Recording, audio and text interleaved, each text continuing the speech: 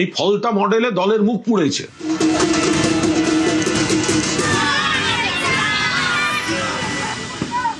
News 18 Bangla. ফলতার ফলে গভীর অঙ্ক। ফলতার ফলে কি বাংলার রাজনৈতিক ভবিষ্যৎ?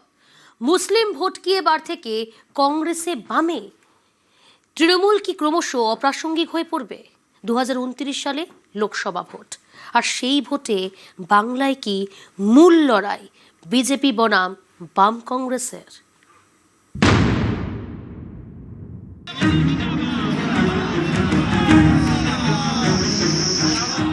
ফলতায় তাসের ঘরের মতো ভেঙে পড়েছে তৃণমূল। 2024 লোকসভা নির্বাচনে ডায়মন্ড হারবারের তৃণমূল প্রার্থী অভিষেক বন্দ্যোপাধ্যায় এই ফলতা থেকে 1,69,000 ভোটের লিড পেয়েছিলেন।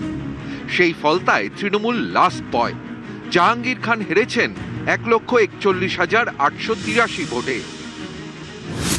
লক্ষাধিক ভোটে জয়ী বিজেপি, দ্বিতীয় স্থানে সিপিআইএম, তৃতীয় স্থানে কংগ্রেস আর চতুর্থ স্থানে তৃণমূল। ফলতায় বিজেপি ভোট পেয়েছে 1,49,666, ভোটের হার 71.2%। সিপিআইএম ভোট পেয়েছে 40,645, ভোটের হার 19.34%। কংগ্রেস ভোট পেয়েছে 10,084, ভোটের হার 4.8%। তৃণমূল ভোট পেয়েছে 7,783, ভোটের হার 3.7%। বিজেপি ক্ষমতায় আসার পরে প্রথম ভোট, রাজ্যে পরিবর্তনের পরে প্রথম ভোট। এবার কি রাজ্য রাজনীতির অঙ্কেও পরিবর্তন হতে চলেছে? অনেকেই মনে করছেন ফলতায় ভোটের ফল নেহাতি একটি বিধানসভা কেন্দ্রের ফল নয়, এটা হয়তো আগামী দিনে বাংলার রাজনীতির ভবিষ্যতের ইঙ্গিত।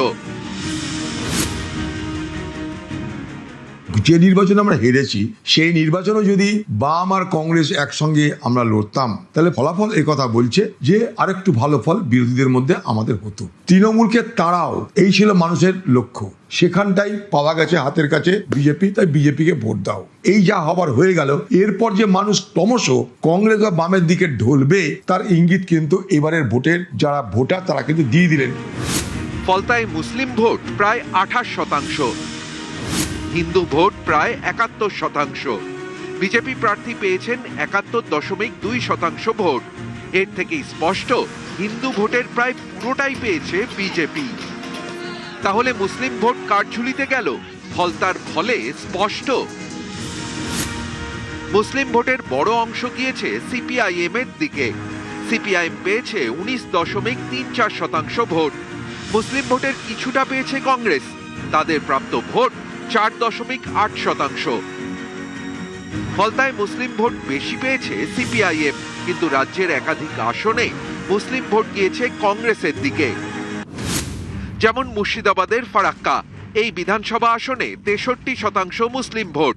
এবার ফারাক্কায় জিতেছে কংগ্রেস। মুর্শিদাবাদের আরেক বিধানসভা কেন্দ্র রানীনগর, এখানে 81% মুসলিম ভোট। এই রানীনগরেও জিতেছে কংগ্রেস। মুর্শিদাবাদের ডোমকলে মুসলিম ভোট বামমুখী, এই বিধানসভা আসনে 88% মুসলিম ভোট।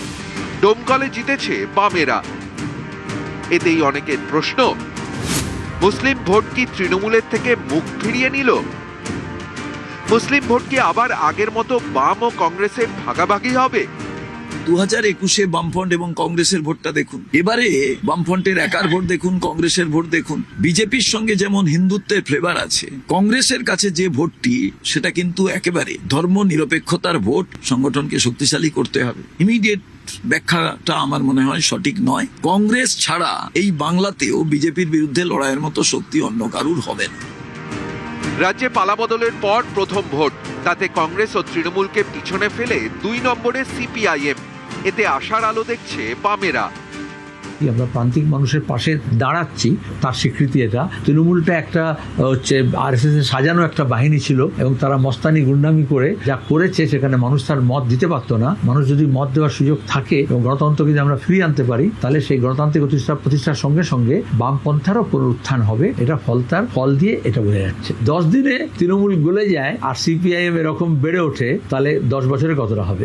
ফলতার উপনির্বাচন দিয়ে যদি সংখ্যালঘু ভোট বিচার করতে যাওয়া হয়, রাজনীতির ছাত্র হিসেবে আমার মনে হয় ভুল হবে। জাহাঙ্গীর খান পার্টির সঙ্গে আলোচনা না করে তিনি প্রার্থীপদ তুলে নিয়েছেন এবং যখন তুলেছেন তখন আর বিকল্প প্রার্থী দেওয়ার কোনো সুযোগ নেই। কিন্তু একটা উপনির্বাচন, সেই উপনির্বাচনের ফলাফল দেখে যে ভোটের প্যাটার্ন বা বাংলার রাজনৈতিক প্যাটার্ন, এটা ব্যাখ্যা করা বোধহয় অতি সরলীকরণ হয়ে যাবে। রাজ্যে কিন্তু এরকম 80টা সিট রয়েছে যেখানে তৃণমূল কংগ্রেস প্রার্থীরা জিতেছেন।